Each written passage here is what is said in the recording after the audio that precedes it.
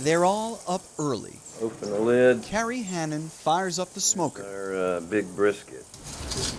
His wife, Sherry, starts a fire. Definitely going to be an outside kind of weekend. All right, good morning. And their son, Will, prepares to ride. Start of day 4, the final push home. It's all for Luke. A loss like this, if you don't handle it well, it can bleed into your whole life. I've gone through them occasionally. The photos stay within reach. Photos of a boy, then a young man, smiling and living with the ones he loved most. This is a favorite from a later year. This Reminds us of the happiest times with him, because he wasn't always sad. We had one bad year. Yeah, it was a very one short bad year. It started with anxiety. One panic attack 2 Januaries ago.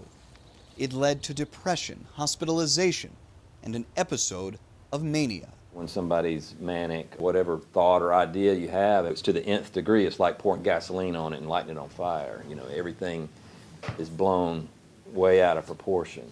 Luke yelled, he threatened, he moved out, then came back. In photos, he smiled. In many, many moments, Sherry and Carrie feared the worst. He called me and he said, "Have you heard from Luke?" And I said, "No." And he said, "I'm going to go home." Which he never really leaves work. And he had run a couple of errands and he came home and there was a note on the table. Today, at a tucked away spot in a park close to home, is a marker where last January, Luke Hannon took his life. He was 25. The hard things to remember are really, really hard, but they're part of his journey. So, we have to remember those as well.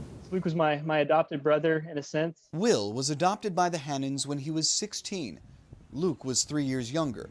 The bond among all strengthened fast and holds strong. After he passed, it was amazing to hear stories from people of which, Luke had randomly reached out to with no alternative motives other than just to offer kind words and a helping hand. In July, Luke's family went rafting in the Grand Canyon and spread his ashes in the river. They keep chimes outside with his initials engraved.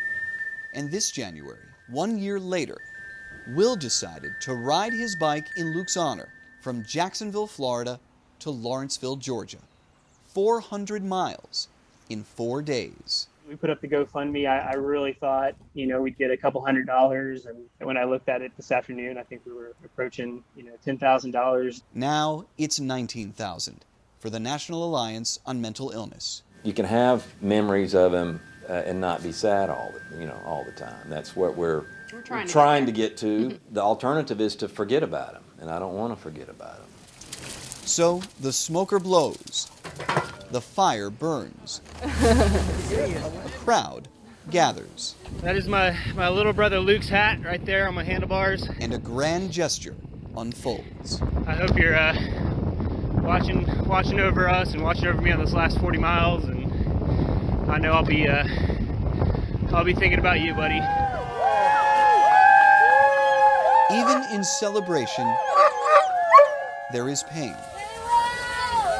There is always pain. I'm so proud of you. Oh my God. But there is also no choice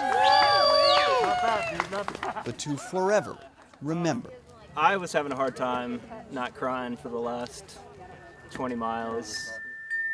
No doubt, man. He's always there with us. These topics, anxiety, mental illness, suicide, these are difficult subjects to discuss publicly, which is part of why Luke's family wanted his story told. They want to help break the stigma. They want people to reach out when they feel like they might need it. To that end, we've got a full list of resources. Check out the link on my Facebook page, Matt Pearl, 11 Alive.